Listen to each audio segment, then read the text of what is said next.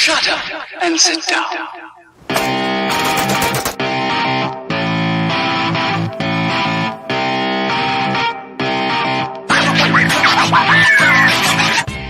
By all means, go for it. Have fun. Just leave me alone. People are coming together more and more and more and more as the government has been failing us more and more. I'm against being shitty to people. You can't research your way into understanding somebody. One way or another, I'd rather have the fight now.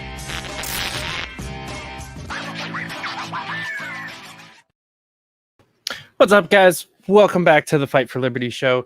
Today's episode, as they all are, is brought to you by nugofknowledge.com. If you're looking for some awesome CBD, CBG, or Delta 8 THC products, go over to nugofknowledge.com. Use promo code UNITE. You'll get 10% off your first purchase. You'll help me out. You'll help FSM out. You'll help other awesome people in the Liberty movement out. So go on over to nugofknowledge.com. Today's episode, I'm very excited about one of my favorite people in the Liberty movement and the comms director from the gods, Cloven. Welcome to the show. Hi, it's good to be here. Thanks for having me on. Always a pleasure. Well, I'm happy that you could come on, and I didn't interrupt your very busy schedule too much. No, I'm glad I could fit you in, right? In between all the meetings.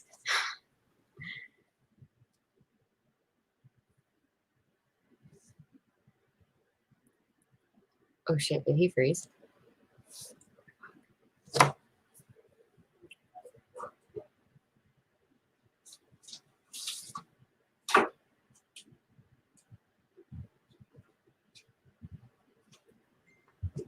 There we go. Okay, I'm just glad it wasn't me, because it's always me. Yeah, no, this time it's not you. It is me. My internet sucks. The feds are trying to shut us down. It's the whole thing. So I always like to start off with getting just a little bit of like your libertarian testimony and how you came into the movement. So I'm curious, like, when did you find out that you were liberty curious, and when did you finally come out as a libertarian? Man, so I never really fit into like Democrat or Republican, because in like high school civics, like they give like the spectrum test or whatever to figure out where you are. It was a linear, it wasn't even a spectrum, it was just on the line. So whenever I got my results back, the teacher was like, I don't really know what you are. Half of your stuff is, conservative, and half of it is more liberal. I'm like, okay, fine. Politics just clearly isn't for me, because I don't fit into one of these boxes. But when I was about 20, I found Ron Paul through a recommendation from a friend, and I was like, this stuff's pretty cool. I really dug the whole privatization thing, and I guess it was maybe the seeds of the anarchist in me now, but I was like, well, we could take privatization even further, and like, what if we like privatize the police? And then my friend looked at me like, you're insane. But so I was like, okay, cool, I'm still insane. Awesome. So goodbye politics. And I got busy having a family. It wasn't really in my purview. And then I watched the Dakota Access Pipeline protests happening. And it was just by chance that I even stumbled across it, because I wasn't really on Facebook. I wasn't really on any social media at the time. But I just happened to stumble across this live stream of Shailene Woodley. Like, she's some, I don't know, teeny bopper movie star now. But she was there, and like, I watched her whole protest. I was like, I know her from that show. And the whole time I'm trying to figure out what show it was. But, and then I watched her get arrested for no reason. I'm like, that was bullshit. So I got really angry, and I started following the Dakota Access protests and the whole movement and everything. And it was just police abuse after police abuse, and the propaganda that was coming out of it from, the corporate owned media. And I was pissed. I had a fire just kind of lit in me. I'm like, I have to channel this somewhere, because I was about to actually go out there. And that's when they started spraying protesters with fire hoses in negative 20-degree weather. So I was like, maybe not. I was still a baby, so don't judge me. I totally go now. But yeah, no, a few days later, I was watching the news or whatever, and Gary Johnson was on there, of all people. to get me kind of involved was Gary Johnson. But he's talking about the pipeline. I was like, yes, because nobody else is talking about this. Like they just make it about, the pipelines themselves and not what's happening here. And I was like, finally somebody. And then I was like, libertarian, like I've heard that before. And then I remembered the Ron Paul stuff. And I was like, oh, okay, like this makes sense. And yeah, it just kind of took off from there, and it was really fast. I definitely didn't waste any time getting involved in libertarian Facebook. I found the group Gary Johnson for President, which is now the New Libertarian, and then I think went down and there's a new one now, but it was the big group. It was one of the biggest libertarian Facebook groups at the time, right at the end of 2016. So it was right after the election, actually. I voted for the very first time for Gary Johnson, much to the chagrin of everybody that I knew. You're like, you're wasting your vote. I'm like, that's the point. Right. Yeah. But yeah, no, I got involved pretty quickly there, and then I started. I was like an admin of a Facebook group that Josh Smith, of all people, pulled me in on. He kind of pulled me out of a shit posting meme group, and he's like, "Hey, like your memes are cool. You should come hang out with me and my friends." I was like, "Okay, I have no friends, so this sounds great." I was a stay-at-home mom who I didn't really know anybody. I was in a new place, and this was kind of just what I dove into. And I got this amazing group of friends, and we started a page. It was Dinkertarians. If there's any OGs watching right now, they know of all of that went down. There was kind of a big page war in 2017. Yeah. But Dinkertarians was the original page that I was on, and we grew to 5,000 likes within a month. And everyone was like, "What are you doing?" I was like, "I don't really have any idea what I'm doing, but I'm doing it. I'm trying. I'm reading things, and some of the blogs say to do this thing, so I was doing it, and I became really close with the other admins, and one of them, who's a digital marketing specialist, he came to me. He's like, "You have a brain for marketing," and I was like, "I don't even really know what that means." I didn't know the difference between advertising and marketing at that point. I knew nothing. I never even thought about it. And he's like, "You should really dig into this." So we kind of worked together over the next couple of years, and I really just fell in love with it. Just the concepts and everything. For me, it was really intuitive. So over the next 2.5, almost 3 years, I was just building pages, and I was the social media director for Think Liberty. I also had a board position. I was a host on their podcast. I was the assistant social media director for Being Libertarian for a time. That was a lot of fun. Really great people over there. And then after that, I was editor-in-chief of one of the publications for a time. So I have a lot of experience with that side of things now. So I'm really expanding the whole marketing thing that I'm doing.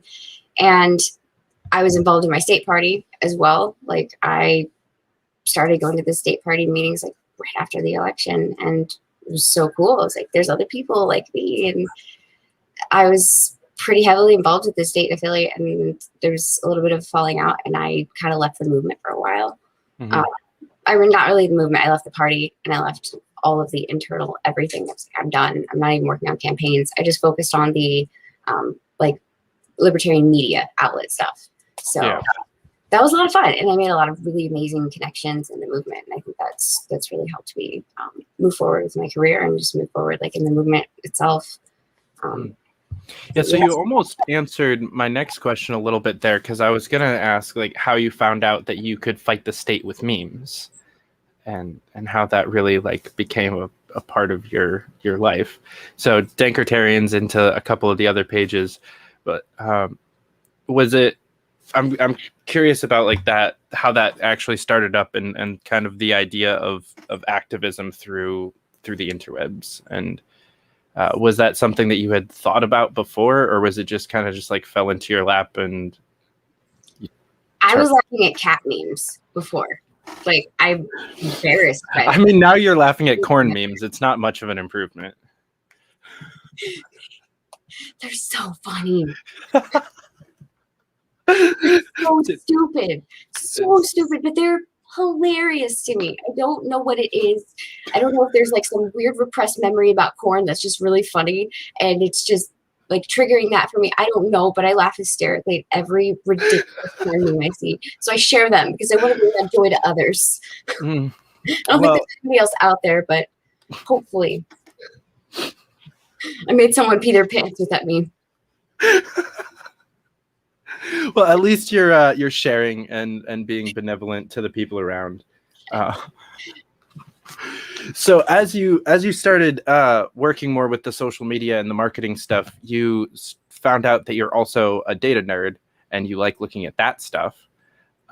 So that's something that I've noticed a lot of people in the party don't understand really at all. It's like how to use data. To them, data is like the spreadsheet that you print out and then like call from when you're calling people. And it's like, you no. print out a spreadsheet to call people? I don't. You know, but the campaigns that we work on do. This is true. We're trying to change that. Right. Yeah. So that's my question, I guess, is like in your mind, what kind of data is the most important for a campaign to have, like before they announce, like when they're just kind of starting out, what's the first kind of stuff that you would suggest a candidate or campaign team was looking at? So before you even start your campaign or decide to even run, there's a lot of like preliminary research you have to do. I did this for an unnamed candidate that I still work for from the last year. I did this for them. I created a 5-year plan planning out these campaigns, and there was a couple winnable ones in there. I don't know if that's the path that candidate is going to take, but it was this skill I didn't know I had, or like this thing I thought was cool. I didn't even know it existed. So I started with all of this like preliminary data research for campaigns, and you would look into, you know, all of the people who have won in the last 10 years. You look at the bases that vote for them.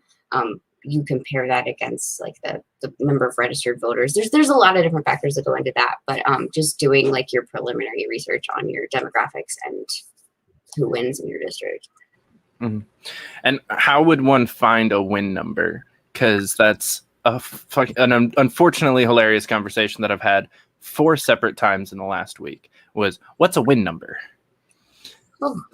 So I don't have a formula memorized, but there's formulas and worksheets you do for that. You can't just say, well, we're going to get every vote we can. No, there's numbers. Yeah. It's not my strong suit. There's people for that, but yeah. Fair. Yeah, it was really sad because we put I put win number in the form for Campaigns for Liberty for the candidate form, and I have had multiple people ask me what that means, and right, right, yeah, you need to know what your goal is. The other thing that I've heard multiple times in the last couple of weeks that's made me very happy is candidates talking about starting at election day in their planning and working backwards rather than trying to like, well, we're going to knock this many doors and hope that gets us this many votes. And, you know, like so many people try to start with like, all right, what's the first step? And it's not how you do it. You should have most of your or pretty much your entire campaign planned out before you announce. So I actually do it the other way. From the beginning, and then I go forward. And that's just working on the big teams that I've worked on. I don't know, that's just the way that I prefer to do it. So I actually go from the beginning. Please don't hate me, but I find it effective. So building out like your base of operations first is one of the most important things you can do as a candidate if you're running. Building out all the systems you're going to need, consolidating your internal communications, making sure that your people on staff aren't using 18 different apps. You want to get them to as little amount of apps as possible, like just things like that. Building your base, organizing all of your information, building the systems to organize your information in. If you have to build custom databases, you've got to do that first. So that's the stuff that I always tackle first. And then we get into, I mean, obviously after the preliminary planning and all of that, and then we get into a campaign plan. And then in that campaign plan is a timeline. And I kind of equate this portion to the marketing side of it. So whenever you're rolling out a marketing campaign or something, you have what's called a minimum viable product, especially with like launches of things, and if you're selling anything like that. You have your minimum viable product when you're running a project, and that's kind of what I base it off of. Okay, so what is the minimum thing that we can go out there with and have it be a success with the staff and resources that we have right now, and then planning for that, and then from the resources and additional staff that we get from that, what can we do moving forward? So I kind of do it in a project management phase, but I guess they both work. So. Yeah. I guess for me, the only part of that step that where my backwards would have fit in is just like the timeline part. Like when like you get the infrastructure, and then like when you're making the timeline, I like to start at election day. And you start with your win number, and then you figure out how you have to get that, rather than figuring out that's how I've been doing it. And it's, I mean, not you've won with 83% of the vote. So you'll have to like show me, because having it explained to me does nothing. You'll have to actually show me like how to do it. It sounds really cool, and maybe that's something that we can teach like in the courses and stuff that we go through. Speaking of which, that was my next question. You're good at my transitions for me. Talk a lot. Eventually, I'll get to any point. Yeah. So tell me a little bit about Atlanta and what teaching not the second half, the first half. I just hear Atlanta and like flashbacks. CCR plays in the background. Yeah. So tell me about Nam a little bit. What was it like to teach other libertarians how to run for office, and like being able to actually impart some of the wisdom that you've learned onto newer people? It was a really big privilege, actually. Like I taught, I think 7 hours worth of classes at this thing over the course of 2 days. And it was, I believe, like 50 people in these classes. And it was a really good turnout. Like I didn't expect that big of a turnout. I thought it was really cool that like all these people came from all these surrounding states.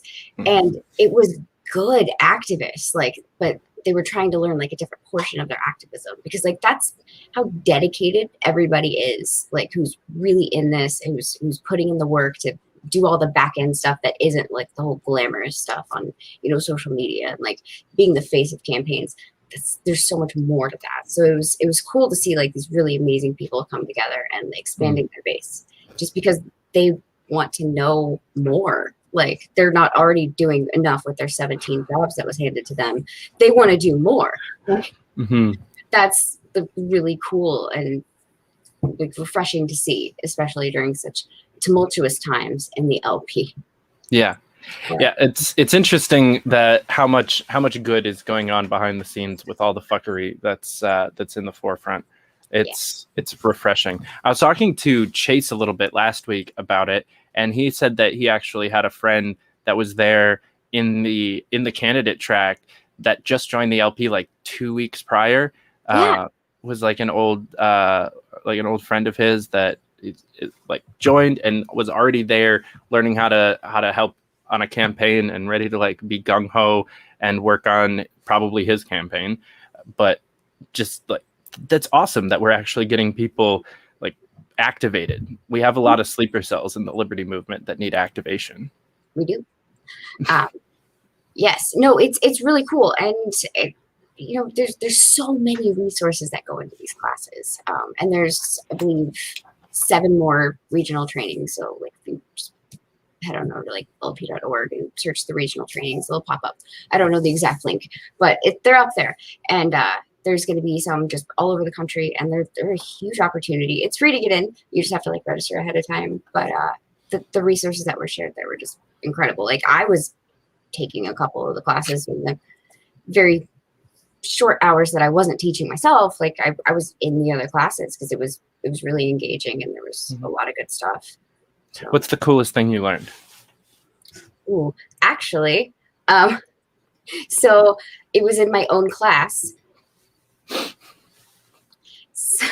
So with all the digital marketing stuff, like I tell myself, I didn't go to school for it. I didn't, study out of a textbook and learn all the terms for everything. I was just doing the processes and stuff. And I was like, yeah, I do the thingy with the other thingy. And that's how I've always just explained it and thought about it. Whatever. I don't know the terms for everything. So I was in one of my communications classes, and I was explaining a concept, because even when I teach, I explain the concept first before putting any kind of terminology to it, because then it's just college and that sucks. So I was doing that, and he's like, that's called triangulation. And I was like, oh, cool, because I do that all day, like every day. I didn't know that was like a thing. So that was like one of the coolest things I learned. And then the campaign planning for like campaign managers, that was a really good class. Kara Schultz was teaching that, and she had all these workbooks and all of these materials that were provided, and it's helping me because I'm kind of getting into like campaign management now. So yeah, super helpful. Yeah, I need to get her on the show and have her give basically just that presentation for my audience.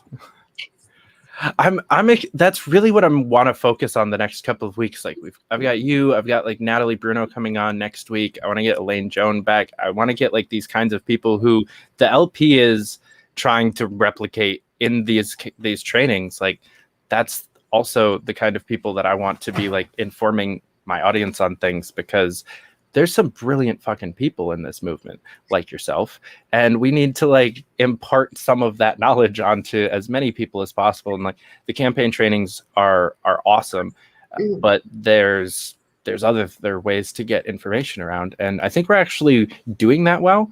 I know that a lot of people are watching the videos from the Gold Rush event in Alaska. Those have been shared around a lot, and I've seen those come across my screen a couple dozen times now. So that's like, really? I haven't seen it at all, but yeah. I also don't watch videos I'm in, so ever. Yeah, me either, honestly. It's coming through like hours and hours of footage the last couple of days to try to make a new promo for the show was rough. I don't watch podcasts. I don't watch anybody's podcast, really. Like, very rarely do I watch anyone. And if I do, it's probably Michael Malice, or it's like Reed when he has a cool guest on that I want to see, like, or it's Reed interviewing somebody that I'm about to interview just to make sure that we don't ask all the same questions. But other than that, I don't watch podcasts, not even my own. Like, it's boring. I'm like, why am I watching? So that's why you had the bad fonts for so long. Yes. Sorry, I had to slip that in there. You brought up corn. That's fair. At least I was the one who cyberbullied David into changing his font into something, presentable for someone above 5th grade. Yes, so, that's a thing that happened. Thank you. Now you guys can all enjoy the weird graphics that it took me hours and hours to make, even though it should have taken me maybe 10, 15 minutes, but that's okay. We're learning, and that's the fun part. You learned so much. I did learn so much this week. My ADHD was so manageable this past weekend for like such a weird unknown, like I don't actually understand it, but like Saturday I spent 5 hours like sitting at my desk without moving. Like no getting up to get a drink, no getting like almost no on my phone at all, just editing, just doing graphic design and video editing and just sitting here working on it. And the time just flew by. All of a sudden it was like dinner time and I was waiting to go downstairs and eat lunch. It was like noon and I was like, oh, I'll get something to eat here in a bit. But let me finish this one thing. And then all of a sudden it was 5:30. And I'm like, all right. ADHD chilled out for a little bit there. That was kind of weird and unexpected. It's called hyperfocus, son. It's wonderful.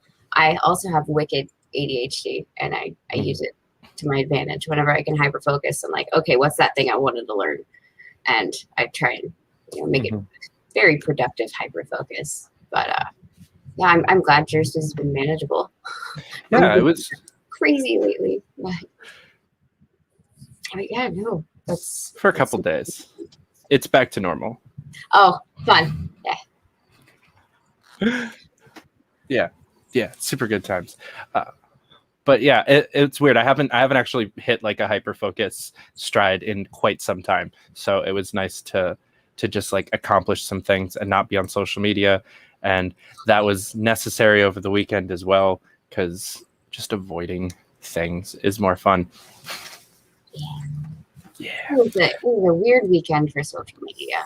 But it happens. We're libertarians. We're not exactly the most lovely people.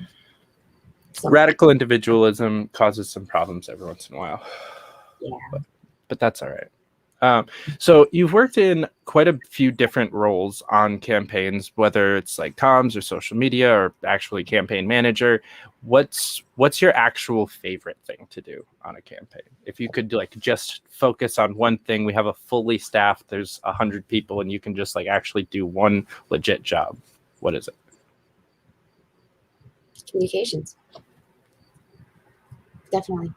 Yeah, the communications part of it, the messaging, the determining every bit of output from the campaign and working with, you know, policy and the campaign manager and the candidate and getting to know the candidate really well.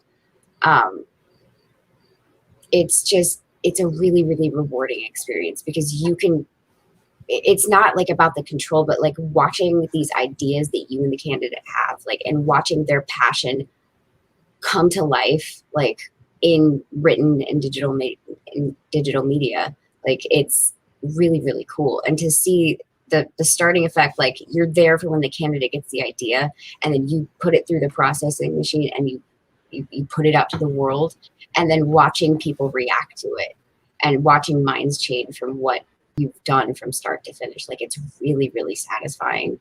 And that's just from like a selfish aspect, but I feel like that's where most of my skills are, is in comms, because that's where I came up. That's what I taught myself over all these years. And like the other stuff, the campaign organizing, the managing, all that stuff is like, I love that too, but it's still fairly new. So if I had to fall back on one, it would definitely be comms, 100%. That makes sense. So what's the difference between a comms director and a social media director? The comms director controls social media too. It's so comms is the umbrella for anything that comes out of the campaign. So that is your press releases, that's your media booking, that's the people who fill out your candidate surveys for you. They're the people doing your email marketing and your fundraising and all of your ad writing, speech writing, any piece of communication that comes out of the campaign at all. Like if anything is heard from the campaign, it's from comms.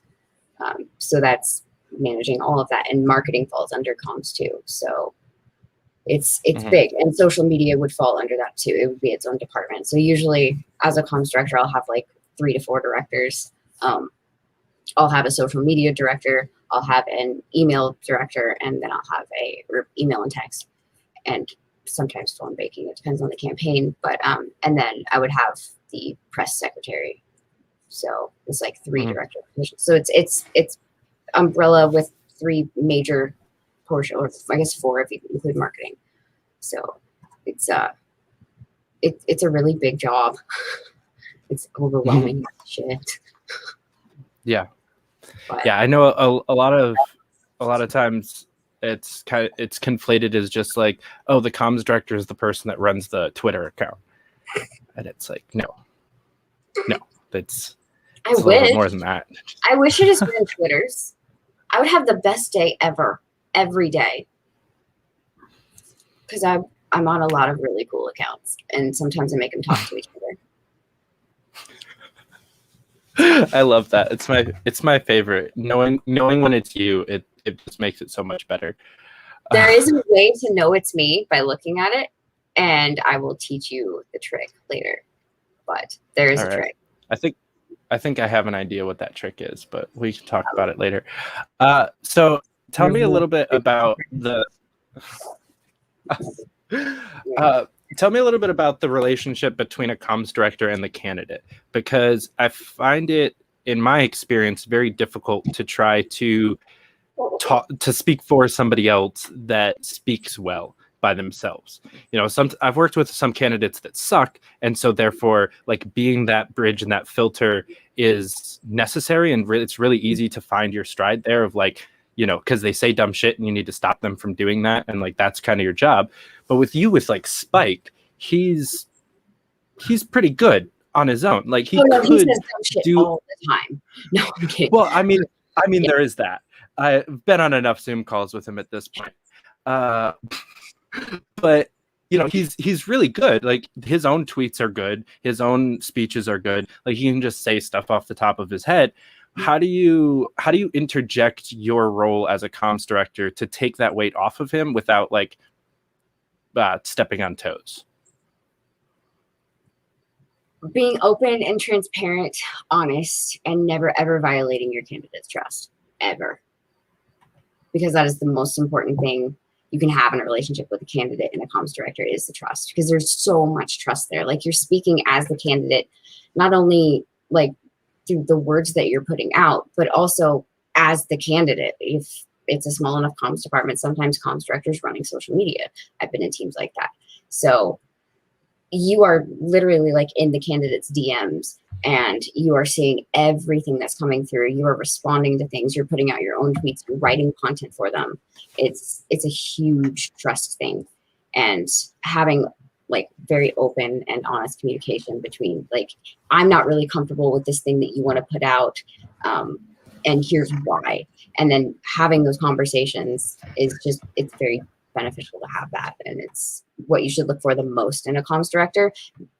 I wouldn't even say experience is the best thing to look for. It's the trust, the ability to trust them, the ability to make sure that, or I guess not the ability, just making sure that like your values align. Because that's also very important because you can fake it enough to message for like companies, brands, and even some candidates. But if there's a candidate that you just really don't have the same foundational values and things, it's going to be very, very hard to communicate for them because you're not, you kind of have to step into their persona completely and you have to really understand them. And it's hard to do that if you don't share those like core values or at least understanding of things. So those are the two most important things to look for in a comms director. I can't hear you at all. Yep, I'm muted because my chair is making noises, and it's the second time in 2 episodes I've done that to myself. Okay. Do you have any like tips or tricks for trying to help establish that trust? You know, if you're kind of just getting put together by outside networks and it's not like a friend of yours, you just kind of like, oh, this is a good comms director, and you're kind of just meeting. Any advice for kind of breaking through that ice? A couple. It depends on your candidate. If they do drink, go get drunk with them. That's a really, really good way to get to know somebody. It just is. And obviously, like I didn't do that with Spike because Spike is sober. I made fun of him a lot and he made fun of me a lot. And that helped. It really breaks things down. And I don't have these like super formal teams. Like you're on my teams. A lot of people have been on my teams. I don't have this formal like corporate atmosphere. Like we rag on each other all the time. Mm-hmm. There are very few limits. And we have a good time because we have that whole like we're friends. And if we're not friends, we put our shit aside and we make sure the work is the most important and we make the work fun. So that's like you have to have good teams.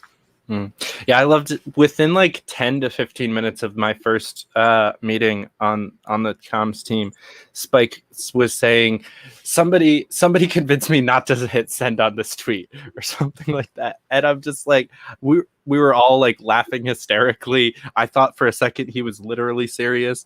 And it was just, it was just most of the time. That. Right. Yeah. I think he really needed you to talk him out of it. But it's just like, it was such a like warm, inviting group of people to join into. It's been a good time. Yeah, well, that's good to hear. I'm glad that, I'm not working you too hard. No, I think we're good on that one. I mean, sitting on a meeting with Spike for an hour a week is just, and it's grueling. So yeah, it's terrible. Yeah. I felt so bad this past week that I double booked myself during that meeting because I'm terrible at life. But it worked out, and everyone lived happily ever after. It took me 17 months to make a Google Calendar. It was on my list for 17 months for a whole calendar year and a half. Yeah. Yeah. Then I finally made one. You know how long it took? 25 seconds. Mm-hmm. Yeah. Yeah, I have one. I just don't use it ever. I don't use mine anymore either. It's kind of sucky, and it sends reminders to everything. It's like I get an email and a notification. Like I get like 7 different reminders from my calendar because it like goes to all the apps. Yeah, I could if I wasn't a boomer. Remembered. Yeah. Mm-hmm. Or that too. So how do we, I'm just going to unload questions on you because there's a bunch of this stuff that I don't understand yet myself. How do we actually utilize the data that we were talking about earlier into the social media marketing that we're talking about now? How do those down? I could talk about that for like 6 hours. I know you can. Yeah. Have. I mean, folks, if you're not okay with that, just comment and tell us. Otherwise, this is going to be a marathon episode. Let's go. So I guess more specifically, there's some of this I do know about that you can, like upload actual spreadsheets and databases into like Facebook ads so that you're actually targeting like legitimate accounts rather than just like wide open like age groups or something like that. I guess that's kind of more what I'm thinking about is like the active, like where the two worlds meet as far as like using those types of lists for Facebook or Twitter ads and like what kind of lists you're looking for on those. I know I'm just asking you like super wide questions. There's like 5 questions in here. Yeah. No, it's fine. So with your like voter rolls and things like that, you can take that, put it into like Excel spreadsheets, and then you can dump your CSV file into your Facebook ads manager, and it can target those people specifically. That's super like hyper targeting. You can use data for so many other things in social media though. It's not just for like 1 or 2 jobs, not just for ads, although you can do the same on Twitter. You can write that way. I don't have too much experience with Twitter ads because it's just always such a low priority on libertarian campaigns because we're always struggling for money. Who knew? What? No, we're super robust, well-funded organization. That's why I'm selling weed and a scroller across the bottom here to pay for my bus tickets to get to places. Yeah. No, please buy weed, guys. I would love you very much if you did that. It actually cost me money to work on libertarian campaigns. Yeah. Hardcore can feel that. So I guess your answer there was a better question than mine was. Because that's the only thing that I know how to like integrate data with social media. So what other way, like what didn't I ask in that question? Because that's the only way that I've ever actually used data in social media marketing. I'm ashamed. Mm-hmm. No. Okay. So I'm not even thinking of just like the voter data. So there's so much data that goes into marketing, and there's so much data that goes into even just the social media aspect of it. And then you have, your Google and your SEO stuff. So there's more data sets there. You can take your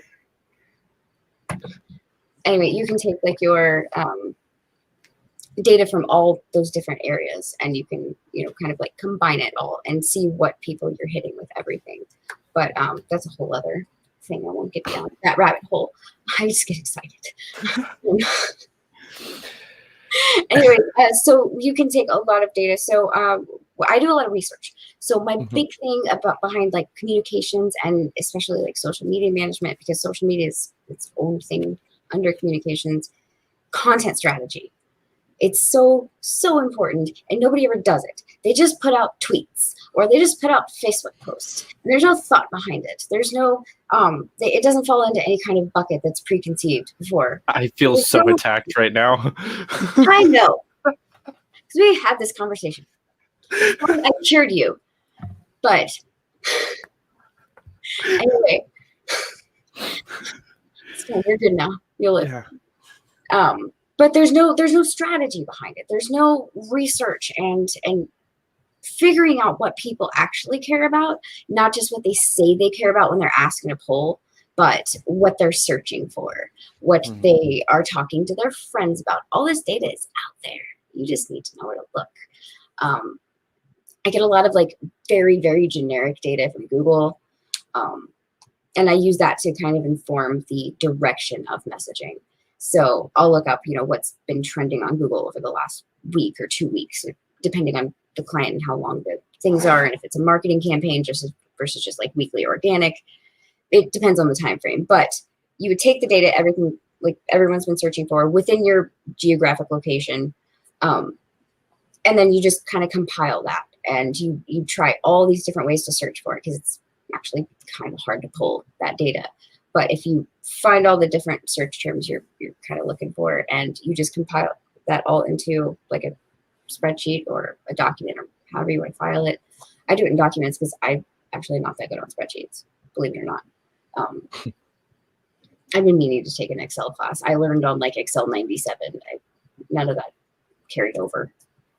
My mom is like certified in Excel and like a weird nerd when it comes to that shit, and has been since before she started taking the classes. Like when I was a kid, she was great at it. And even I heard more than once while I was working for my finance company in New York City, I had to call her and be like, hey, how do you do this thing on Excel?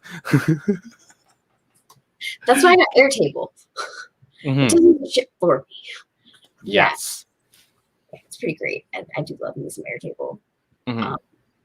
That's one of the things I organize almost every team I'm on with. So I would look into it. And you can get away with using the free version, despite what they tell you. But yeah, no, the data. So for content strategy, you would take all your Google stuff and you would just compile that and figure out the core focus of your demographic and because you're segmenting your data out as well. You want to know what each demographic and age group in your area cares about. Like you want to know everything. So that's how you segment it technically. I see my son's head in the background. What? Yeah, love you too. Hold on. I love you also. Okay. Sorry. You're fine. He just wanted to tell me that he loved me, and I was like, really sweet. Anyway. Touching. Yes. So you're segmenting your data out for all your demographics and your age groups and all these things, but also just geographically. So then you would take those topics and you would spread them out throughout the week, depending on if there's any relevant, current events going on with those topics or not. You kind of parse it out that way. But that's how you kind of inform what you talk about. And then you have to research each of those topics to get keywords. So if someone's talking about criminal justice, that was one of the topics that came up in your general search. You need to know what terms are trending with criminal justice. Is it prison abolition? Like, is that what everyone is caring about right this second? Or is it qualified immunity? So figure out the subtopics and then figure out where to focus your messaging. And I found the key with the messaging, taking any kind of like core topic and expanding on it, talk about it from the opposite angle. And that's what I learned in my class that I was teaching. Is called triangulation. But if you're talking about like guns, you don't need to convince right-wingers that guns are good. They already believe you. So don't talk to right-wingers about this. Talk to left-wingers about this, and talk to people who may feel that they are left on guns or have bought into any of the fear-mongering bullshit from the left. Or I'm not even going to say the left. I'm going to say liberals, because if you go far enough left to get your guns back. But liberals, anyone who's been, taking any of those stupid ass statements about guns seriously, you have to message to those people and make it connect with them. So what do they care about? That's another data set you got to run. What do the people that you're trying to reach with this message care about? And you co-opt different terms. I wouldn't say co-opt, but use terminology that they use so you can connect with them on that level. Because just your language is so important when you're talking to people. Like, you're not going to go into like certain neighborhoods and talk like you're from a completely different side of down. Like you just don't do that. You have to know how to talk to the different people you're trying to reach. So with the triangulation method for the messaging, like you would talk about guns from the left. So, this is why minorities need to arm themselves. Gun rights are women's rights, things like that connects with them. It's things that they're already talking about, and you're connecting it with an issue that they don't agree with, and you're making them think about it in a different light. And you do the same for left topics or liberal topics or whatever. And it doesn't matter what you believe those topics are, it's what the public believes those topics are. So if the public thinks that criminal justice is a left-wing issue, like a lot of people think for some reason, you're going to talk about it from a right angle. So talk about ending the drug war to keep the cops safe, because it decreases interactions. And, well, they're thin blue liners. Of course they want to keep the boys in blue safe. So we should probably end the drug war, so they're not getting shot at all the time. You take that element of danger out. So that's how you message, and you triangulate. You do that in so many sentences today. Yeah, I think my favorite one, which you actually mentioned earlier, is talking about privatizing the police. My favorite way to do that with right wingers is to play devil's advocate with them about school choice real quick, and make them lay out all of the, because most decent right wingers, like any of them that are listening to us, are good on school choice. Like almost all of them understand it. They get it. Even if they send their kids to public school, like they really understand what the deal is with school choice and why it's so important. So you just play devil's advocate for a minute and make them just like lay out all of those arguments about why public things are bad, why choice is good, why private is better. And then just be like, okay, now police. I don't agree with the privatized police position anymore, but yeah, I mean, that's the way you do it. I mean, I'm more abolition personally, but you gotta get them. You gotta get people. It's baby steps, right? Yeah. It's easier to get people to agree to abolishing their theoretical private police than it is the current system. Yeah, and that's another thing. Like with just the party and the messaging in general is like, some people think that you can't be radical and pragmatic. That is the only way you should be. I mean, I shouldn't say that in an absolute. There's different styles of messaging that work for different groups and all these different things. That's fine, but you don't have to sacrifice radicalism for being pragmatic. You can retain your most hardcore radical principles. It's just about connecting with people and making them actually listen to you, and not just like shock value stuff, but you pull them in with something actually productive.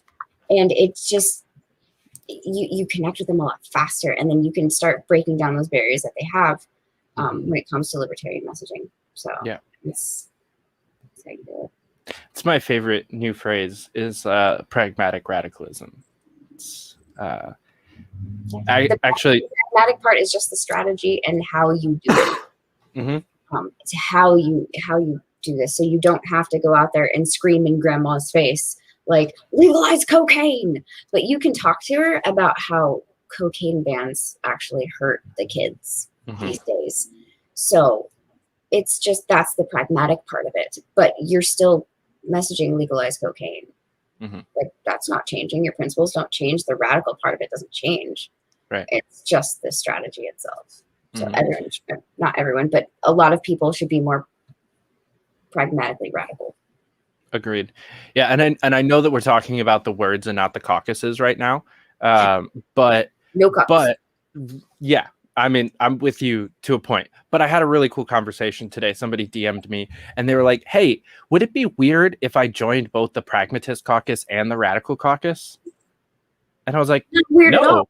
No, not at all. Please do that. And they did. And now they're a dues-paying member of both caucuses as of today. And I'm like, yay, this is great. Like, yeah, it's the cooperation between those two groups is absolutely necessary for victory. Because yeah. And that's the fight we should be having. That's the divide I'm should. Like, I kind of want to heal that divide. But that's the good kinds of division and fights in this party, because that's what makes us stronger. Like, the more we fight through the pragmatic versus radical side instead of the fucking caucus wars that I don't give a shit about anymore.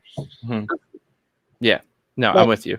Like, I want to get it back to that kind of like productive infighting, because it's sad that I feel that that's productive infighting now, but it was like it pushed us forward. It pushed us into the era of 2019 and 2020, where we went from screaming taxation is theft, which I still think that's awesome. If it works in a certain instance, that's great, but it shouldn't be the only way that we, talk to people. But 2019 and 2020, like, that kind of conducive infighting like led to the transformation of the general messaging.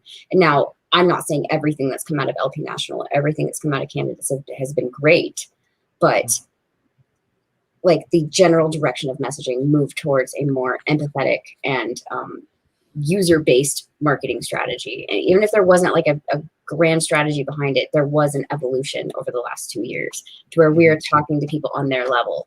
We are listening. Well, some of us are listening.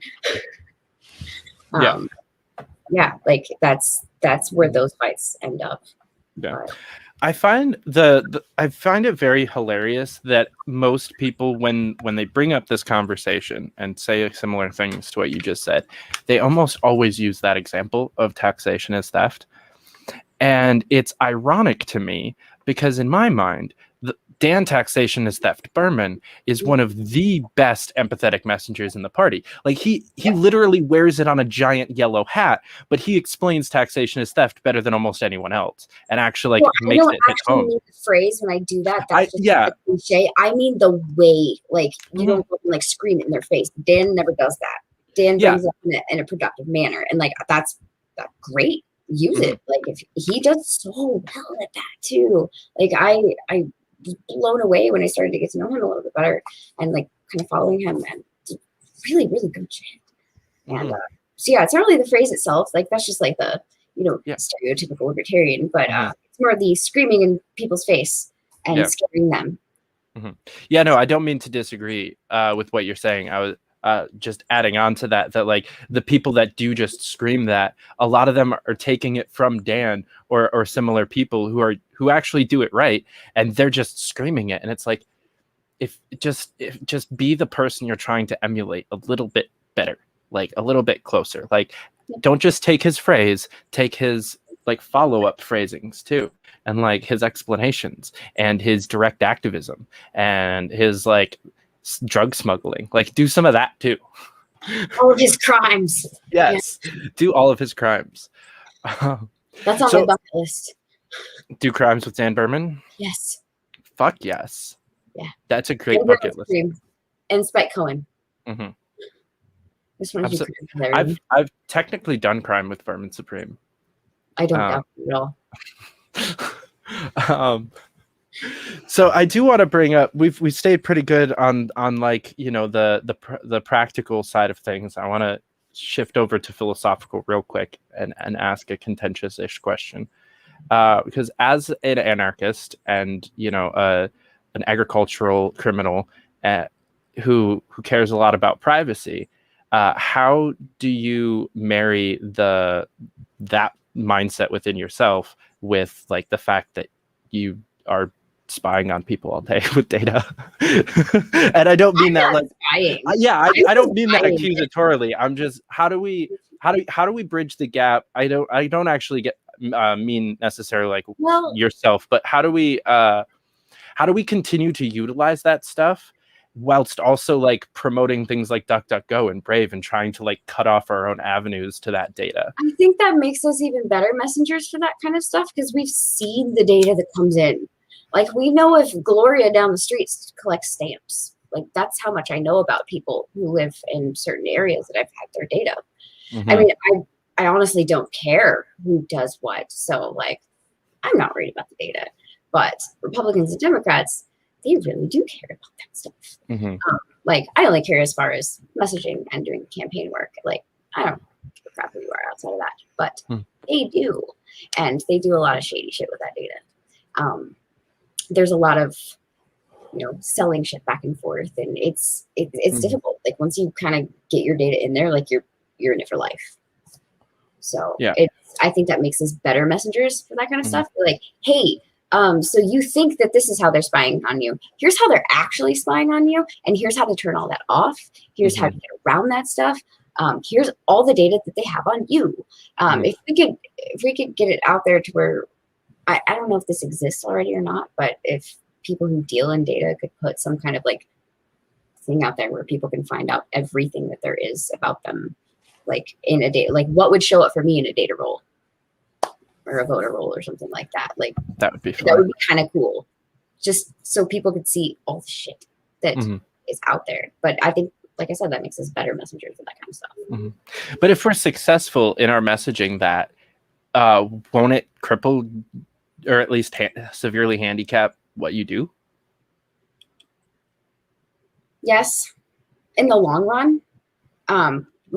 We're at a point right now, like even if every person who heard anyone talking about this did it and they stopped it, that's what, maybe 100,000 people or so. Like I don't think it's gonna like cripple my industry or anything, because we're always trying to reach the people who don't already agree with us.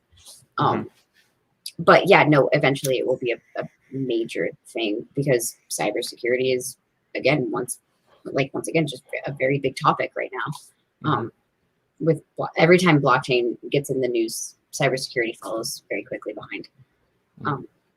So yeah, I think it's going to be an issue, but I also think data collectors are adapting and improvising and overcoming very quickly as well. Yeah. That's definitely true. There is plenty of adapting going on, and even with like DuckDuckGo and Brave and some of these other things, there's like consensual data collection going on. They ask you before you go onto a thing. It's like, hey, are you sure that you want to go onto the site? Because like we're gonna scrub your data if you do, and you have to click yes, which is kind of nice. But it still gets some of that data out there. And I guess it kind of helps us weed out echo chamber messaging a little bit, because like if people are using VPNs and on like alternate web browsers and stuff like that, or using like the new internet or whatever the fuck, and like blockchains and stuff, they probably don't like need to hear from us all that much. They probably get a lot of the stuff. Yeah. It's the other people that need to be reached. Message to a bunch of anarchists about cybersecurity, like me probably, because I don't really know shit, but I should. Like, I know all the data that's out there. I also just don't really hear that much. Like, the government already knows this stuff. I don't, whatever. It gives me better ads on, social media and all the other ads I see. Like, it curates my ads for me. So that's kind of cool, because I do click on ads. Like, I need things. So it's cool to have good ones. I don't know. Yeah, no, for sure. I'm kind of in a similar boat. I mean, I use Brave and DuckDuckGo, and my thing is less data security and more avoiding the lizard people. I just try to not use anything that's Google owned and operated, or Amazon owned and operated, and watch out for Signal, because I've heard that has been monitored. I've heard that too. I still use it for almost everything. That's my number one. So there's another one. It is called, here, let me open up my phone here. It's called Wickr. So WICKR. It is like the baskets? Yes, but without the E. So Wickr, that's the one that I use, and it has like automatic disappearing messages, and it's supposed to be even higher level encryption than Signal. I don't know the validity of that, but it was explained to me by someone who like does cybersecurity for a living. So I was like, okay, cool, whatever you say. You're the person. I am not. So can relate there. All right. Well, I will have to check that out, because my communications are like the thing that I do care about the security with, because we're talking about some important things in life right now and doing some good shit, and so like that requires a little bit of security. But as far as like what I'm searching on web browsers, I don't fucking care who knows that, because like you said, it helps people curate the ads, and it makes them more accurate. And there have been multiple times where it's like I'm talking about how much I want to find something and I can't find it, and I'm searching for it, and then all of a sudden, like 2 days later, you're scrolling through Facebook and it's like, oh, there's an ad for it. It's right there. It's the exact thing that you needed. And it's like, all right, cool, thanks. Thanks, lizard people. I curated my ads feed to where it was just giving me free ebooks and free webinars and free like guides and PDFs and trading things, and it was like every third post was a free thing, and I was like, fuck yes. It took me 3 weeks to curate my ad feed like that, but if you just go in and like constantly like hide ads that you don't want to see, and then if you see an ad that you do like, click on it because they'll show you more. So it's just like a behavior learning thing that takes about 2 to 3 weeks, and then you'll have every ad that you've ever wanted. It's wonderful. That's good. It's good shit. Yeah, there's ways to manipulate all of this stuff. And that's what, for me, it's like it's a mutually beneficial relationship between the comms directors and marketing directors of the world and like people. Because like the more accurate your data is, the less you're gonna annoy me. Like, that's my biggest problem with like telemarketing. That's where most of my marketing and like sales background is. And it's like so many times I call someone that does not give a shit about what I'm selling, but somehow they ended up on a list of people who give a shit about what I'm selling. And the only way to stop that from happening is for them to be more open and honest with data collectors, and so that they can be accurately removed from lists and put into different categories and into like. What would also help is campaigns stop like passing their call lists down from campaign to campaign to campaign, like their hand-me-down close. After like a campaign cycle or two, it's really not that good anymore. So toss your data when you're done. Recycle. Recycle. Yeah. Save your time.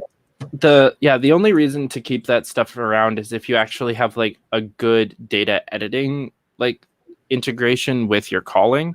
If you're able to be like really quickly like removing people from lists or putting in when the calls were actually accurate, like when they actually answered, how long you talked to them for. If you're using that kind of data, then that's useful to like import and like integrate into the next list. But it shouldn't. Yeah, you're 100% right. Don't reuse lists, guys. No one watching this use Joe Jorgensen's list. Just don't do it. Like get it and then look at it and then fix for months and months and months. So they are. I mean, I wouldn't say dead, but they're pretty cold.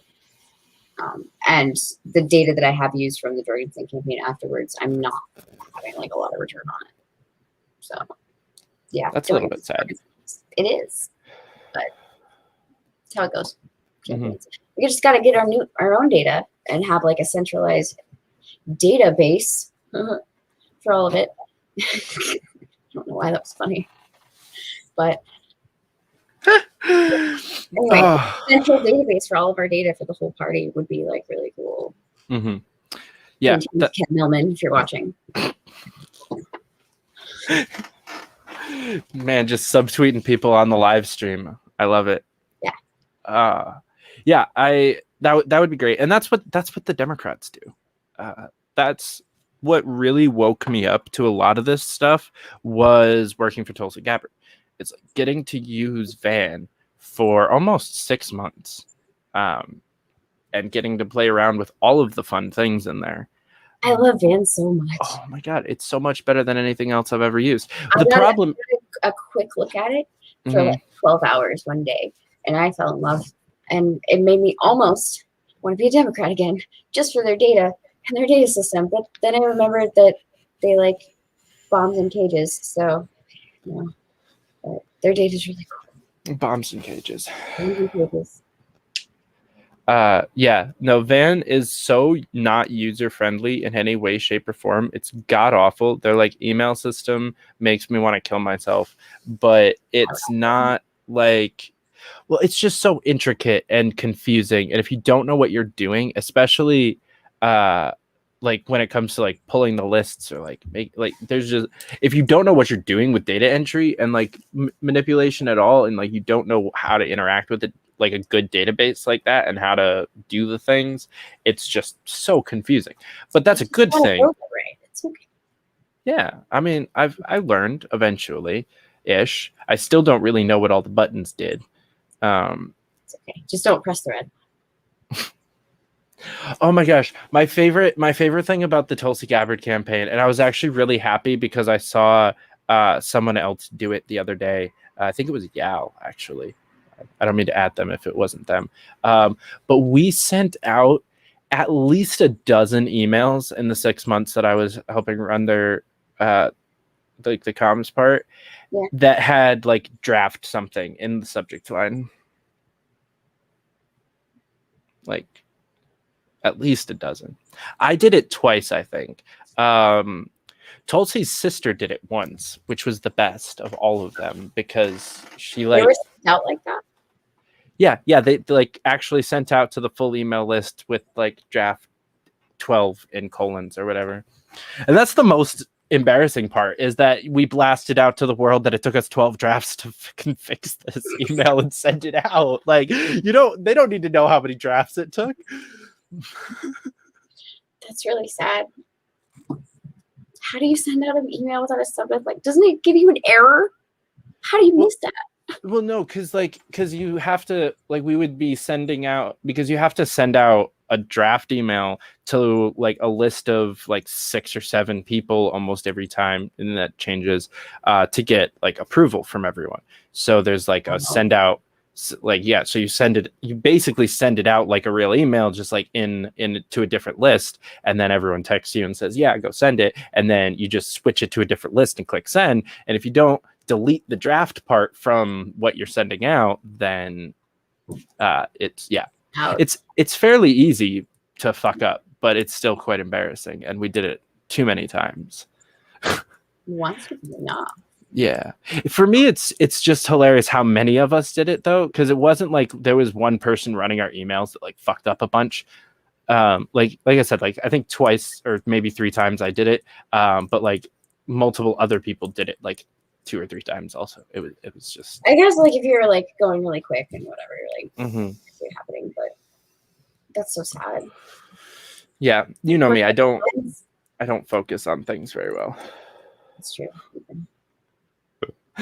But yeah, so I've been a little bit in a lukewarm state on the data conversation between like privacy and convenience, and it's a weird like little. Both.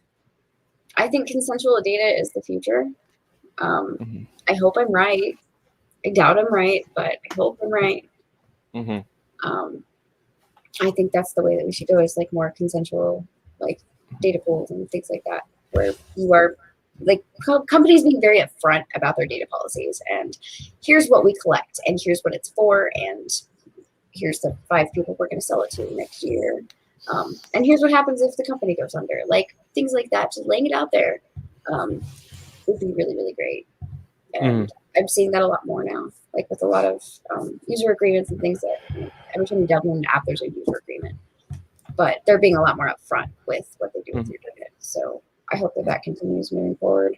And that way more people can take that time to start getting more squared away with their privacy, because some people don't even know what a VPN is. Like a crazy person who wouldn't know what a VPN is until 3 months ago. It's fine. I mean, it's fine. But okay, so if people want to help out and work in the comms or social media or any of the fields that you are currently working in, what kind of skills and talents are you looking for currently, and what should people be like learning in their spare time right now so that they're more useful next year? oh God. Well, I suggest starting a meme page. Yeah, we don't have enough of those yet. Yeah.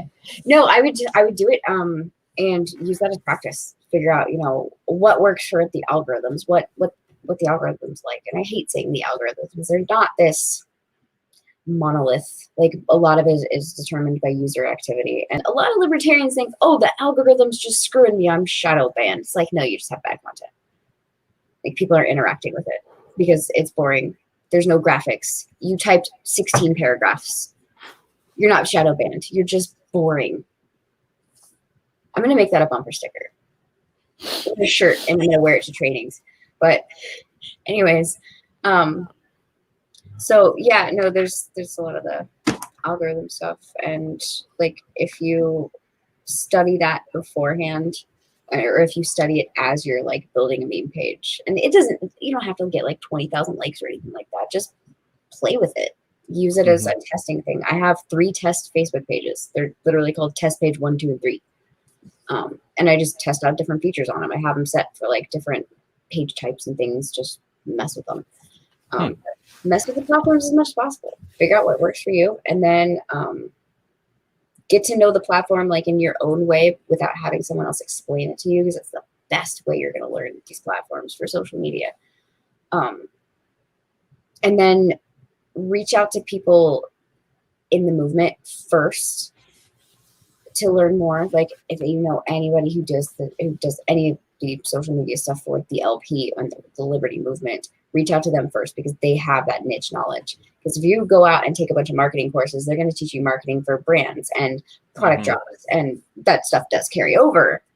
But ours is so, I don't say it, like, politics is niche, but the way we have to do politics is niche. I mean, there's only a handful of people who do this kind of stuff. I wouldn't say a handful, a large handful. I don't know, maybe like 20 of us who do this kind of stuff, and I don't even know them all. And you know, we have to keep training these people. We need, like, reach out to those people, see if they have any information first, and then go and find the like free marketing resources and how to run a Facebook page. Be very, very careful with the blogs, because 99% of the time it's some bored stay-at-home mom, present company excluded, who like had a meme that had like 5 likes on Instagram once, and now they think that they're a guru. So that's most of the blogs that are out there, and they all suck. Or it's some guy who poses with a bunch of like Lamborghinis, and he's like, I made it big on social media. But the only thing is just him talking about making it big. Like, there was no blow up at all. So they're also full of shit. They're mostly scammers. So watch out for those. Luckily, I didn't fall for any of that. I did fall for some of the Susie stay-at-home mom, I'm a guru crap, though. That sucked. Yeah. But when you're new, you don't know where to look. You're just like, how to do the social media on the Google. And then it's just, there's so much shit out there. There's so much. So if you do know somebody who does this stuff in the movement, reach out to them first. And then as you're researching stuff on your own, kick a few of them to them and see what they say about it. Be like, oh no, this article is garbage. Like, everything in here is wrong. This is from like the 2017 Facebook. Like, just know what to look for. So work with somebody on that. But then there's tons of free resources out there. Like, I taught myself all of this. I reached out to people who were really good at marketing. Like, the best marketer I know in the entire world helped mentor me, like, off and on for a while. And that was so beneficial for me. And just to be able to learn all of that on stuff that wasn't candidates. I mean, I had a lot of candidates I was learning on, but to have my own projects, like having those meme pages to fall back on, is really good, because that's your home base. So you can still keep learning while you're doing stuff. Still be effective. Do you think that trying to build up a personal brand is beneficial at all, or is like the meme page is better because it allows you to get practice being detached? I didn't like people knowing I existed for a very, very long time, and I still not like super cool with it. But it's okay. Most of us don't like knowing that you exist either. Shit. Okay. Probably. I did have a rough weekend on Twitter. Sorry. I know these people exist. Yeah. Jeez. Anyway, I forgot where I was going with that. I was asking about personal brand versus Yeah. detached. So Yeah. it really depends on your personality. If you're an extrovert, go for it. It does help. It definitely helps having, personal brands kind of play up, if you do have another brand that you're working for, if you have a client you're working for. Like I got a lot of like attention during the campaign because I was on campaign staff and I was traveling with the candidates everywhere, and people were like, "Oh, who's that weird person who can't walk?" It was me, and so I got a name and a reputation.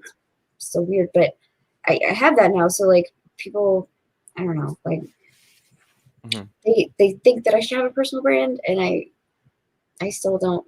Like I'm still not comfortable with it, but having that does help with some of my clients. And I don't even have a big one. Like I have put absolutely no work into my personal brand. I don't really care too much about it.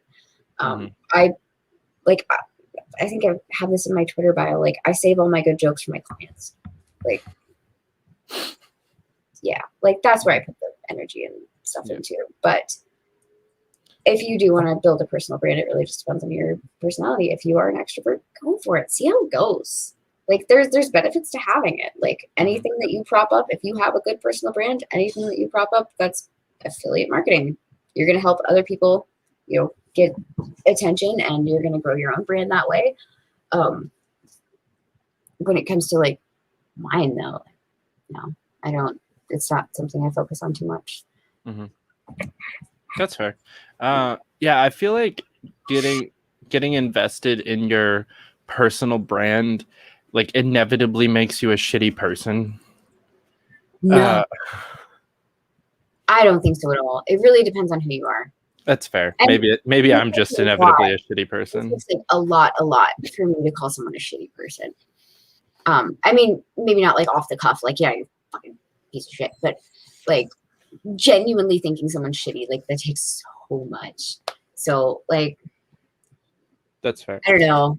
I don't know if they would be eventually a shitty person if they look pretty your own brand. Like there's a lot of people that have brands and they're great, wonderful people. There's a lot of temptation in that path, I guess, especially if you're really into attention, which is not a bad thing. Like there's a whole market for people who like attention. Go forth and make your mother proud. Yeah. But whatever you got to do, like if that's what you want to do, like awesome, go for it. But yeah, sometimes it can be very tempting to kind of like slip into that and not care about who you are anymore, or not care about what you stand for anymore, and just going for what your audience wants. Because whether we like it or not, whenever you get a like on social media, there's a little tiny little serotonin drip in your head. Come on in. So they take advantage of that. I wouldn't say they take advantage. They build a market around it, and they build their businesses around it. I'm not saying they're really taking advantage, but they're giving us what we want. Yeah. But there's lasting effects to it. So, yeah, I was actually having a conversation about this last night on Clubhouse. That politics requires a large amount of like narcissism and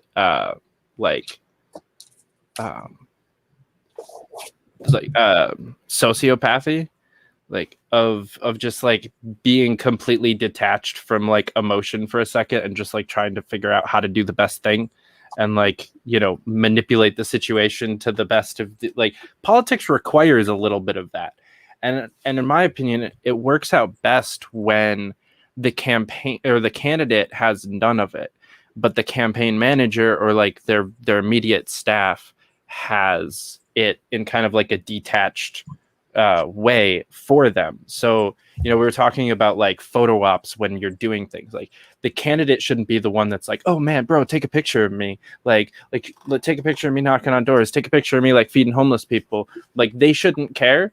But you need someone on the campaign that's like crazy about that stuff. That's like, hey, get a picture of him doing this good thing. And like, because you need those pictures. Like it's still necessity. And it's a weird balance to try to find. And there's a lot of candidates in the LP that unfortunately are doing both roles most of the time, and I was one of them. Like I was pretty bad at it. Personality types too, so it's very hard to do.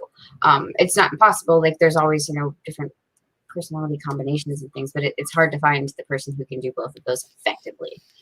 So you definitely need some kind of more analytical and someone with a lot of foresight. And I don't even like saying manipulative for this kind of stuff, because it all comes down to marketing, and there's a lot of manipulation in marketing. Like, don't get me wrong, but it's not malicious. It's really just taking numbers and data and extrapolating data from that, and then informing strategy on that to reach the original data point. Yeah. So I don't feel that that's manipulative. Like, I do a lot of research, like, hey, how can I connect with you? Like, I don't see that as like, that's abusive. Like, I just want to talk. Like, I don't know. I don't see that as manipulative all the time. Yeah, I guess it depends on whether or not you think manipulative is always bad. I don't know. I don't know if you can separate the connotations of the definition as much. That's fair. But they need a better word. Mm-hmm. Persuasive. That works, I guess. Persuasive. That already exists. We should still make a new word anyway. Fuck it. We'll figure one out. Tune in next week, guys. I'll have made up 18 new words by then. Just because I forgot the originals. And I will make this a campaign platform for me and Chrissy in 2024. There is a Twitter account now. It's Chrissy and Caitlin 2024. We are definitely running for co-president. The Constitution allows that. Because we just can't decide who's going to be president and who's going to be Veep. So we're just going to flip a coin every day. And who's ever Veep on Inauguration Day, that's it. But we have a ton of platforms, and they're just rolling out on Twitter now to kind of tease into 2024 and just make our way to the top of the nomination list. Look at the mosh. Scoot over, Dave Smith.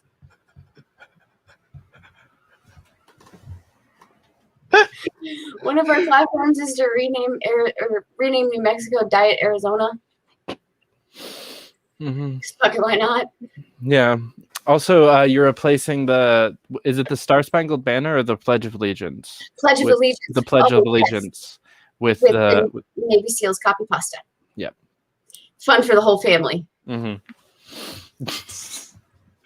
very much excited for that presidential run. And when I came up with today, we are immediately on day one, hour one, legalizing nationwide giraffe ownership. Because I want a giraffe. I've always wanted one since I was 4 years old. Is it not legal? Probably not. It's a fucking giraffe, dude. You can't even own a pit bull.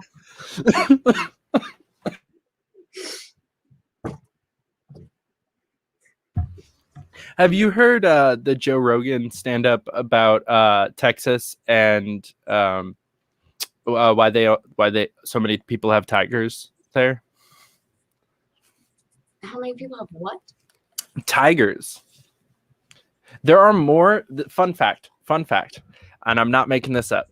There are more tigers in captivity in the side of the state of Texas than there are in the whole wild of the whole world. Even Oklahoma? Have they checked Carol Baskin's farm yet? Anyway, that's insane. I didn't know Texas. Like, I knew that it was like a thing. Like, obviously the captivity things. I didn't know Texas was such a big jungle. Yeah. But listening to Joe Rogan talk about it is great because first of all, he says that, and then he's like, I'm gonna repeat that for you because you're just gonna be like, oh, the Fear Factor guy's making shit up to make his jokes land. And yeah, he goes on. He's just like, and you know why it happened? Because like one dude was looking through the law books, and he was like, don't say shit about tigers. And then he bought a tiger, and then his neighbor was like, well, shit. Now I want a tiger. Yeah. Oh my god, that's awesome though. Like, I want like a Netflix documentary on that one next. Yeah. So Tiger King. Yeah. Will there be tigers at the White House after you and Chrissy are co-president? Well, no, I don't want to get eaten. I don't run good. So, no. You can get nice tiger. We'll get peacocks. That'd be cool. Plus, it's really cool when they like make their noise because it sounds like a woman yelling for help. And you can really fuck with your neighbors that way. The White House doesn't really have that many neighbors. Yet. All the homeless are welcome at the White Home. What we're going to call it. Turning it from the White House to the White Home. Everyone's welcome. We're your moms now. Oh my gosh, I love it. Okay, so before we wrap up, tell everybody how to find you and how they can specifically help out in 1 or 27 of the projects that you're working on. There's so many. Oh, God. Okay, so start from the top. So I'm the communications director for Spike Cohen. I'm doing a lot of his social media, his digital marketing, and for the big announcement coming soon, a lot of stuff for that. Super exciting stuff there. But I do have a lot of openings. I mean, not a lot of openings. I have like 3 openings, but there's a lot of work to be done. So it feels like a lot more people. Writers and researchers I need for Spike's team. And you don't have to like write like Spike. I just need people to like write out concepts and then I spikeify it. And then Spike spikeifies it some more and then I fix his spiking of it. And then it goes out. So the writers and researchers for Spike's team. I need general communications staff. I need general communication staff for the Scott Schluter for Governor campaign. He's running in Illinois, which is super exciting too. Because he is really cool. He's a really good candidate. He's very well spoken. His campaign is like really coming together. There's lots of exciting stuff there. And the messaging and communications plan is not too bad if I do say so myself. But it's going to be a radically different approach than most LP governor candidates have taken, while still holding true to a lot of the principles. Not even a lot, like all the principles, obviously, but just messaging that in a different way and reaching different areas of the state that the LP Illinois governor candidates don't technically do all the time.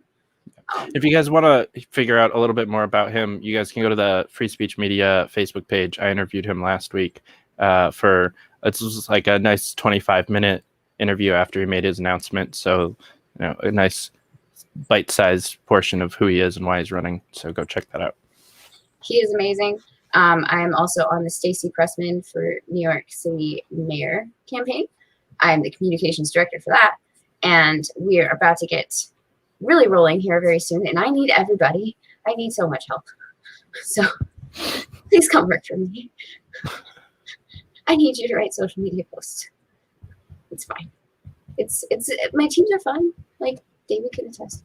But I do need people for the New Yorker Stacey Pressman campaign, like pretty badly. We have a lot of stuff that needs to go out very soon, and it's going to be difficult to do it with me and one other person. So you're all welcome to come apply for that. Just go to the website, pressmanformayor.com, and you can fill out a volunteer form there. What else am I working on? Oh, education director for Vermin Supreme Institute. Yes. You can contact them at their website, verminsupremeinstitute.com, and then you can register to become a volunteer, learn more about the institute, and get a lot of information on like mutual aid. So there's a lot of educational stuff behind there. So mutual aid, direct action, all the stuff that I'm like really passionate about, and it kind of goes back to my roots getting involved in the LP with the Dakota Access Pipeline stuff. It's like full circle for me. And I actually found out right after I started working for Vermin that he was at the Dakota Access Pipeline protests, and it like made me tear up a little bit. Like that was my moment, and now I'm like here 5 years later, and it's just kind of full circle. But he represents so much love and light and beauty in this movement, and it's just it's an honor and a privilege to work with him. And yeah, so check out the Vermin Supreme Institute and verminsupreme.com because there's cool stuff on there too. You can follow him on all of his social media, and obviously for Spike and Stacey and Scott too, follow all theirs. And I have Twitter and stuff too, but you can just find it, search my name. I'm not that funny currently, so y'all can find her her Twitter. Oh, sweet. Yeah, and if you guys want to find out about what that big announcement was that she just clued into, spikecohen.com/first. You can fill that out and be on that list. And if you want to be on the first draft of the database to help us build the second draft of the database, go to campaignsforliberty.com/join and fill that out. Did we plug that database? Did we talk about that at all? The activist? Not really. We talked about a little bit of it. Let's talk about that. We still got time. Okay, just 5 minutes. Yeah. I'll try and keep it to 2, but No, please explain what you're trying to build. So another thing I'm working on is I'm also the campaign manager for Tyler Smith for LNC secretary. I have been working on a project for about 2 years, at least the concept of a project. I've had it in the back of my head and just haven't had a chance to do it. I see all your comments, Chrissy. Thank you. I will not tell people to join our OnlyFans because that OnlyFans doesn't exist. Don't do this. I love you guys. Like something I'm on TV right now. This is not appropriate.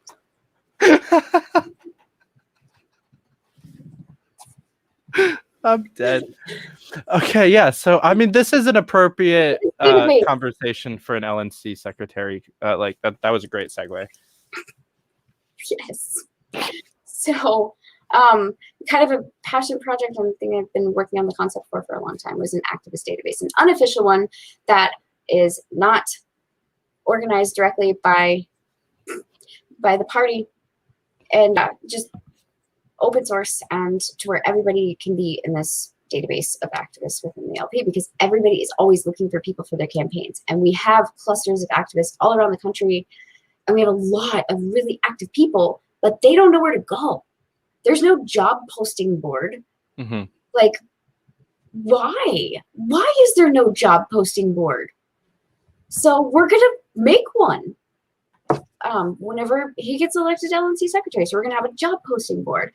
And we're also going to have this beautiful, amazing, user-friendly database for all of the activists who do anything related to campaigns, affiliates, nonprofits, anything in the movement, and just register these people. And you can even toggle it to where, hey, I'm not active right now. But we would give this to campaigns and affiliates and anybody who requests it, and let them search for people to fill their projects and campaign and all of these different things that they're doing, because we have the manpower, but we're just stuck because we don't have the connections made. And for a party that prides itself on all of its activists and all of the volunteer work that goes into this, and all of the hundreds of thousands of dollars of volunteers' own money goes into this, we should make it as easy as possible for these people to do their jobs. Yes. And not even their jobs, their passions. Because they're not getting paid for this shit. Like 95% of people who do activism for the LP and in the movement do not get paid. Like, this is because we love it and because bombs in cages. Like, that's what drives us. That's what drives a lot of people. It might be other issues for other people. For me, it's bombs in cages. Like, that's why I'm doing this. That's why I did it for 5 years or 4 years without pay. And now, like, not exactly Elon Musk. So, like, I'm still doing a lot of stuff for volunteers. So we have to if we're going to pride ourselves on our volunteers and our activists and how amazing they are, like, let's help them. So job posting boards, affiliate or activist database. We're going to have a podcast database. Every single libertarian podcast you will never listen to will be in this database. It's fine. I used to be a podcaster. It's cool. Hell yeah. And I'll plug the one other piece of that. So already also on the campaignsforliberty.com, there's a /run, because there are a lot of candidates out there that are just kind of like trying to do their own thing and have no idea like what the fuck they're doing. And there's a lot of people with resources that would love to share them with candidates. And there's a communication breakdown there. You want me to get into the resource thing? Oh, yeah, maybe a little bit. Maybe, yeah.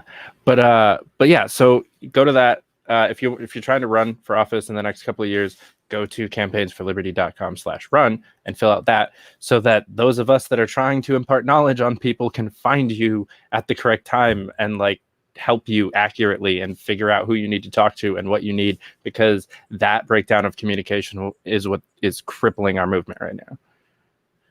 Or one of the many things that's crippling our movement right now. One of them. We're trying so hard. We're trying. Yeah, but we're also going to be building out knowledge bases. So every bit of institutional knowledge everyone in this party has, I want in a single knowledge base. So something like Wiki or Lpedia or something like that, but not like hard to use and outdated. So, and that's not a knock on Lpedia. Like there was so much work. Lpedia is amazing and wonderful, but we need something bigger. We need something modernized and more tech savvy and with a really good user interface, because a lot of people who are running campaigns don't know what they're doing on the computer. I was one of them.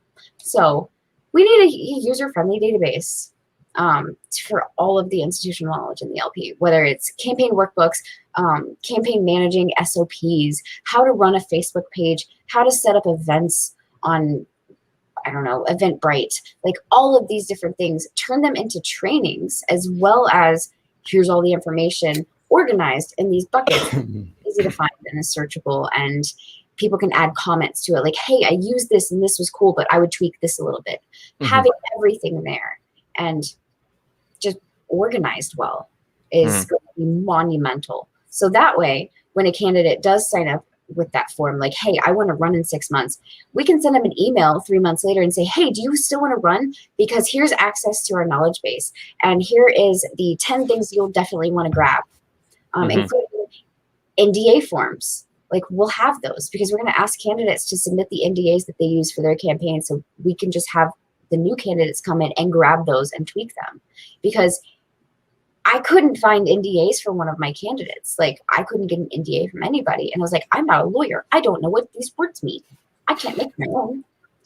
And a lot of the templates and things you find online, that they're not really tailored for what we're doing. So having that there will save us so much time and so much burnout, because for every campaign and affiliate and every year and every election cycle, we are reinventing the wheel. And that's why 50 years later, we are where we are. We don't have any federal offices after 50 years because the institutional knowledge has been left at every election cycle, every single one of them. So if we can just start collecting all that in a digital form, that is very, very easy to use and searchable, and anyone can add to it. There's like, I'll have to figure something out where people can't delete stuff, but like anyone can add to it. And then we'll have admins on staff who just organize stuff all day, and then creating courses, like training courses for that stuff. So that's what we want to do with Tyler's campaign. Yes. This show is not appropriate for children. Because of me. Yes.